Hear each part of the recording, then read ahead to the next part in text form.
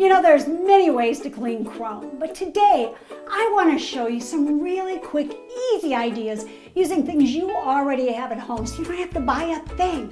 Now, the first thing you can use is just regular white vinegar. All you want to do is put it on a cloth, rub it on, buff it off.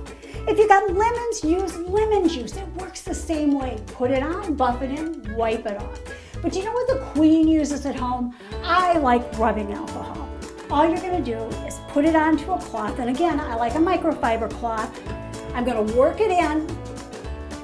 I'm going to turn the cloth over to the dry side and buff it off. Look how great that looks. And now, one really surprising tip. You're going to take a dryer fabric softener sheet. It can be a new one or a used one, doesn't matter. And just polish your chrome to a brilliant shine. Take that softener sheet, simply rub it on. Just go over all the chrome and it will shine like it's brand new. And remember, you can use a used one, so save them when you're done with your drying. For additional information, check out my website at queenofclean.com. Follow me on Facebook and Twitter, and thanks for talking dirty with the Queen of Clean.